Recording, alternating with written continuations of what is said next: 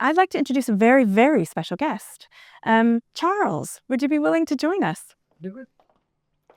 So, Charles joins us through the space-time continuum, if you would do. This is Charles Humphrey. If you'd like to have a seat, feel free. And Charles, you played a really important role, basically in literally building the kite. But I bet you don't even think of it as being the kite, do you?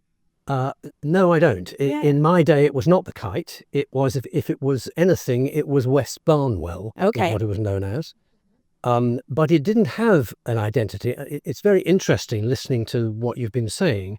If I had known when I was operating in the Kite in the early 19th century what it might become, I think I would have been very proud that I was perhaps involved at the beginning of it. Oh. Mm-hmm.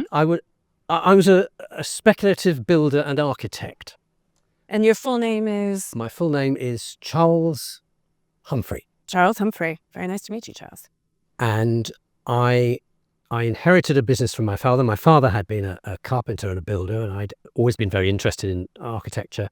And when he died in the late 18th century, I inherited his business, came back to Cambridge from London, where I had been, and I took over his business. And I was responsible for the construction of not all, but a substantial number of the dwellings of what is now the Kite, many of which, not all of which, but many of which are still standing now 200 years later. Oh, do you know which ones? Well, the ones that I was responsible for, I bought land. I bought land in various places, but one particular part of it was a plot of land, a field called Doll's Close. Doll's Close. Which was adjacent to Maid's Causeway. I bought part of that from Downing College, and I bought another part of it from a gentleman called James Burley, who had acquired it as a result of the enclosure legislation that came about in about 1811 and shortly thereafter. And I built a development over a period of about 11, 12 years, beginning in 1815, on Doll's Close. Mm-hmm. And it consisted of some grander houses on Maid's Causeway itself and some more modest dwellings in roads that we built behind Roads Close. Willow Walk is one that is still there, and the smaller houses in Willow Walk I was responsible for building, and various other roads round and about there. So that's interesting as well. So there were grand houses, and then it sounds like more modest houses, as you were saying. Right. Was there a vision? Were you thinking about the people who were inhabiting it? I think it's important not to try to impose too much of the idea of a vision. I was a speculative builder and architect conducting a business. Okay. But nevertheless, if there was a theme that ran through what I wanted to do, I was interested in, the modern word is community. I don't know that it's a word that we would have used in the early 19th century. But the Doll's Close development, for example, was conceived as a whole. There were the grander houses on Maid's Causeway at one end and the more modest houses behind, but it was conceived as, if you want to call it a community, a whole development. There were gardens in both the larger houses and the smaller ones for people to enjoy as gardens. And if there was a plan, my idea was that the thing should exist as a coherent whole rather than just a few buildings here and a few buildings there. And it strikes me, of course, there's a lot of green area around too. It wasn't just the buildings. Did you have some idea about how it wasn't just houses and property, but how that connected to green? Well, yes, that's right. I mean, it was, as I say, it was a field when I bought it. Right. Well, when I bought the parts of it that I bought, it was a field. But there were other things we were able to do as well, which also had benefit for the community. I became I worked for the River Cam Conservators, and in that role I was involved in various aspects to do with water on the river. And one of the things we did was to drain Midsummer Common. Okay. Which made it, first of all, more pleasant to look at for the houses that were on Maid's Causeway and looked across the common to the river. but also it enabled it to be, it was common land, and it had been used for grazing cattle and sheep and things for over a number of years. But there were times of the year when it wasn't suitable for that because it was flooded.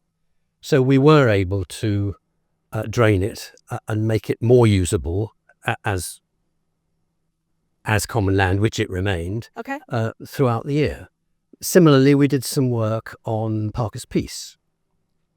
There was a grand banquet that we held on Parker's Peace in 1838, the year after the accession of Her Majesty Queen Victoria to celebrate her accession to the throne. And we held this enormous, it really was enormous banquet. There were 15,000 people eating. Okay. There was a central part on Parker's Peace with tables radiating out like the spokes of a wheel all the way around. I think I can picture it. Has anyone ever seen the etching of this? Yeah.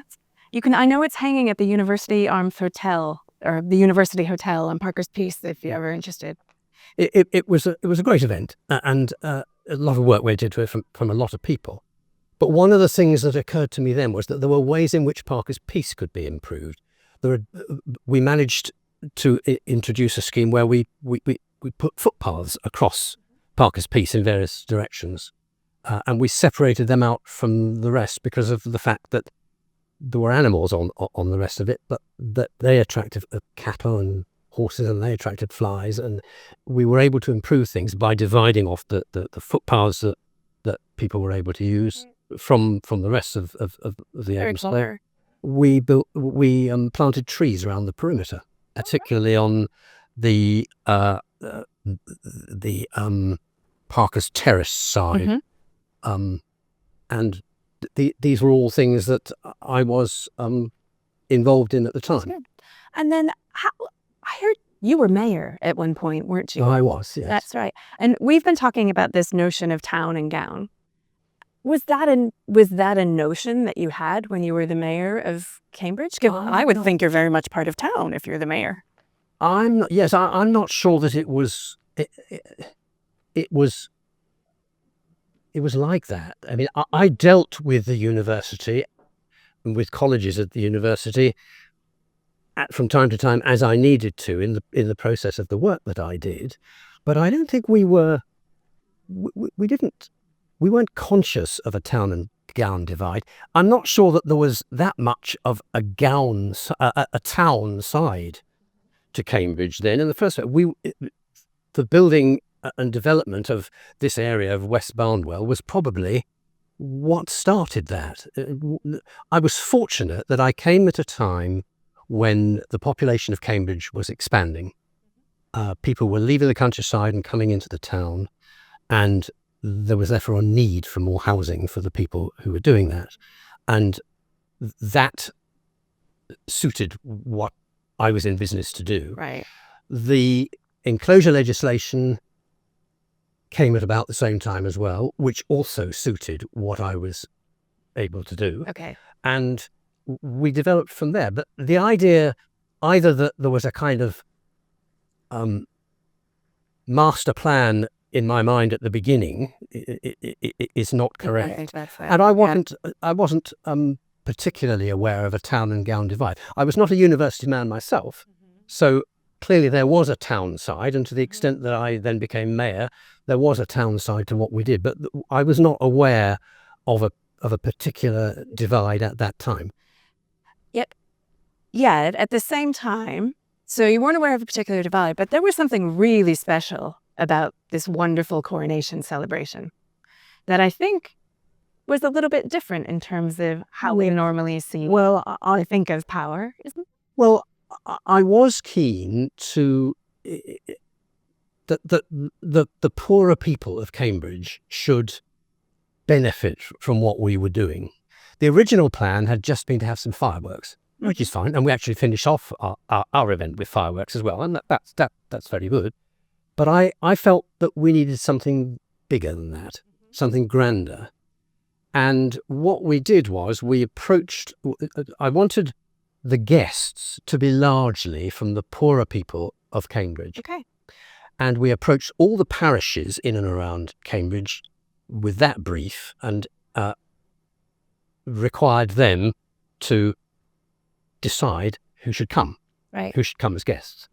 And as I say, there were 15,000 of them in the end. A further 17,000 people then paid for tickets to watch. To watch them eat. To watch the 15,000 eat. Who was doing the serving?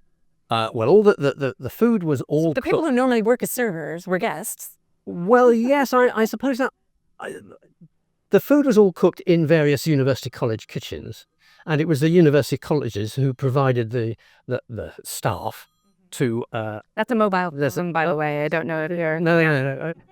You'll have to tell me about them. All right. Yeah. But yes, it was university people, to a large extent, university college people who actually did the work of providing and serving the food. Okay. Well, there wasn't a phrase town and gown.